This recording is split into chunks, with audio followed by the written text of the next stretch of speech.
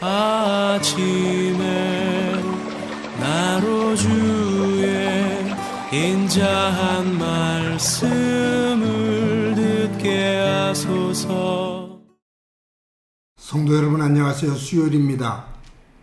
오늘도 하나님의 사랑과 은혜가 여러분들의 삶의 자리에 충만하기를 간절히 소망합니다. 말씀 한 국 봅니다. 열왕기하 17장 34절부터 41절까지의 말씀을 봉독해 드립니다. 그들이 오늘까지 이전 풍속대로 행하여 여호와를 경외하지 아니하며 또 여호와께서 이스라엘이라 이름을 주신 야곱의 자손에게 명령하신 율례와 법도와 율법과 계명을 준행하지 아니하는도다.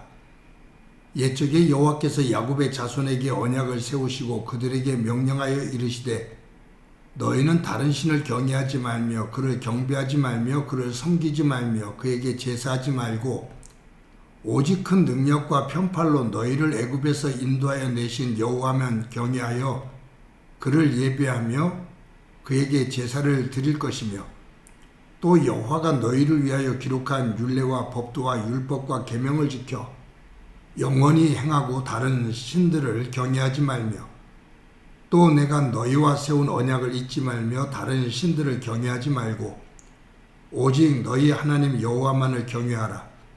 그가 너희를 모든 원수의 손에서 건져내리라 하셨으나 그러나 그들이 듣지 아니하고 오히려 이전 풍속대로 행하였느니라.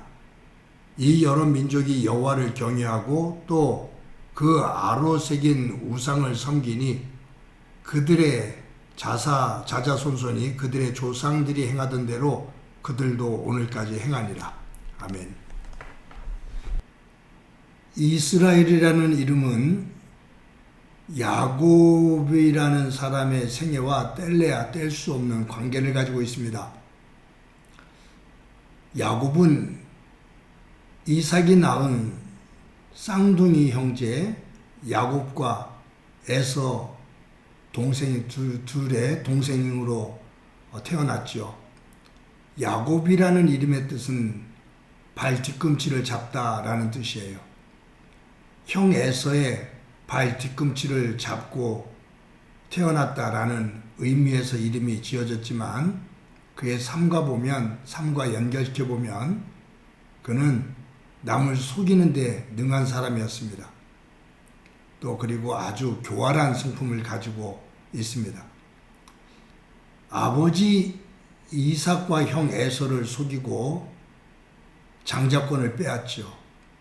또 삼촌 라반의 집에 가서 일을 하는데 삼촌과 함께 서로 속고 속이는 그런 아주 교활한 모습들을 보이는 가운데 이 야곱이 거기서 많은 재산을 모아서 나오게 됩니다. 야곱이 개인적으로 보여주는 그 성품은 사실은 본받을 것이 못 됩니다. 하지만 우리가 야곱에게서 배워야 될 것이 하나 있습니다.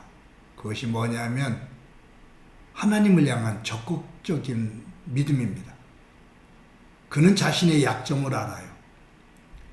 그 약점을 가지고 힘들고 어려운 일을 겪게 될 때 그는 하나님 앞에 엎드려서 몸부림치며 하나님의 도움을 요청합니다.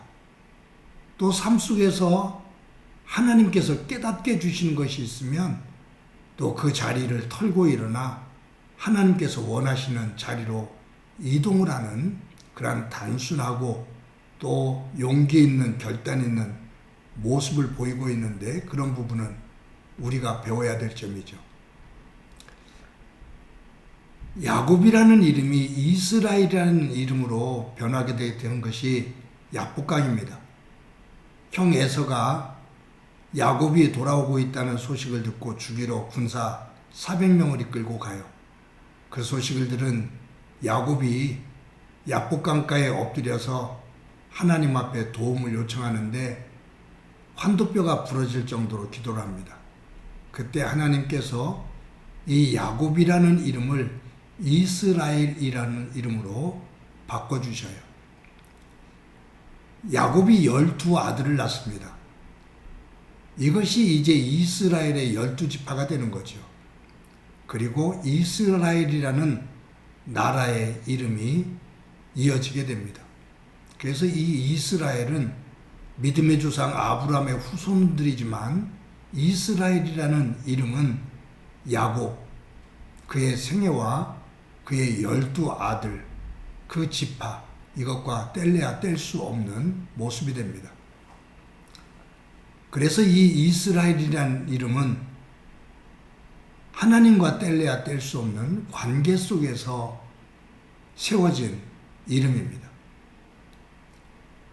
하나님께서 이 야곱의 후손인 이스라엘 백성들에게 계속해서 하시는 말씀이 뭐냐 하면 너의 조상 야곱과 맹세한 언약, 세운 언약, 그것을 꼭 지켜라 라고 말씀하셔요. 오늘 본문에도 38절과 39절에 보면 이렇게 기록되어 있습니다. 또 내가 너희와 세운 언약을 잊지 말며 다른 신들을 경외하지 말고 오직 너희 하나님 여호와만을 경외하라. 그가 너희를 모든 원수의 손에서 건져내리라 하셨으나, 즉 너희들은 야곱의 후손이다. 내가 야곱에게 축복을 주고 그와 맺은 언약처럼 너희들은 나 여호와만을 섬기고 여호와만을 경외해라. 내가 너희들을 지킨다 라고 하나님께서 그렇게 말씀하셨다, 그 말이에요. 그런데 이 이스라엘 백성들이 그 믿음의 자리에서 떠나 하나님을 등지죠. 그리고 악을 행해요. 패역한 삶을 삽니다.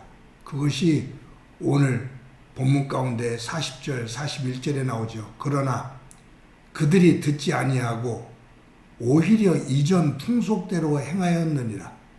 이 여러 민족이 여호와를 경외하고 또 그 아로 새긴 우상을 섬기니 그들의 자자손손이 그들의 조상들이 행하던 대로 그들도 오늘까지 행하니라.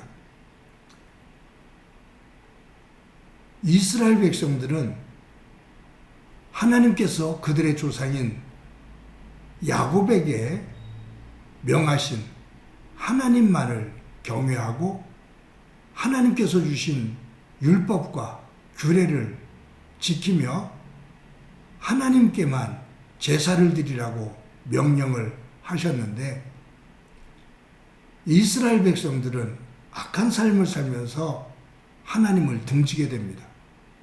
그리고 온갖 우상들을 섬기게 되지요. 여러분, 오늘 이 본문을 읽다 보면 경외라는 단어가, 제가 읽다 보니까 경외라는 단어가 반복적으로 나와요. 그래서 동그라미를 치면서 세어봤더니 7번이 나옵니다. 경외, 한자로 보면 공경하고 두려워하는 것이죠. 공경할 경자에 두려워할 그 외자거든요. 그래서 경외한다는 것은 공경하면서 그분을 두려워하는 거예요. 사랑하면서 두려워하는 거예요. 하나님을 경외한다는 것은 하나님을 공경하면서 하나님을 사랑하면서 너무 사랑하기에, 너무 공경하기에 어려워하는 거예요. 두려워하는 거예요. 이 두려움은 공포가 아닌 너무 공경하기에, 사랑하기에 함부로 대하지 않는 존경심이 있는 그러한 마음을 가지고 임하는 거죠. 그런데 이스라엘 백성들은 하나님을 경외하지를 않아요. 그래서 이 말씀을 묵상하다 떠오른 말씀이 있어서 찾은 말씀이 잠언서 14장 2절 말씀입니다. 이렇게 기록되어 있습니다. 정직하게 행하는 자는 여호와를 경외하여도 패역하게 행하는 자는 여호와를 경멸하느니라. 하나님 안에서 정직하게 행하는 자는 하나님을 경외한다. 하나님의 말씀 안에서 정직하게 사는 자는 그 말씀하신 하나님을 공경하고 그 하나님을 두려워한다. 그런데 패역하게 행하는 자는 하나님을 경외하는 것이 아니라 경멸한다. 경외, 경멸 두 단어가 있죠. 말씀드린 것처럼 경외는 하나님을 공경하면서 하나님을 사랑하면서 너무 사랑하고 너무 공경하기에 존중하기에 그분을 한편에서는 어려워하면서 두려워하는 겁니다. 굉장한 존중함이 있는 거죠. 근데 경멸은 공경하는 경자가 아니에요. 가벼울 경자예요. 멸자는 업신여길 멸자예요. 패역하게 하는 자는, 즉 하나님을 안중에 두지도 않고 하나님을 함부로 대하는 자는 하나님을 가볍게 여긴단 말이에요. 하나님을 업신여긴다 그 말이에요. 하나님은 하나님을 경외하는 자를 존중히 여기십니다. 하나님을 경멸하는 자를 하나님은 멸시하십니다. 그래서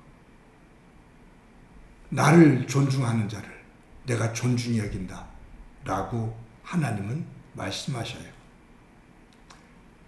사랑하는 성도 여러분, 오늘 하루를 살아가면서 저와 여러분의 믿음이 하나님을 경외할 줄 아는 믿음이 되기를 소망합니다.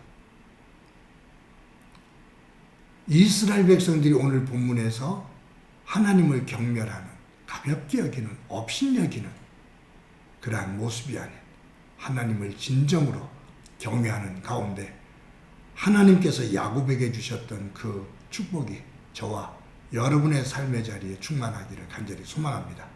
한번 기도드립니다. 하나님 아버지, 오늘도 귀한 날 주신 것 감사합니다. 오늘도 하루를 살아갈 때 믿음 안에서 하나님을 경외하며 사는 믿음의 사람이 되도록 은총 베풀어 주옵소서. 악한 길에 들어서서 하나님을 경멸하다 하나님으로부터 멸시를 당하는 어리석은 자리에 들지 않게 하옵소서. 오늘도 성령님께서 우리를 도와주시리라 믿고 예수님의 이름으로 기도드립니다. 아멘.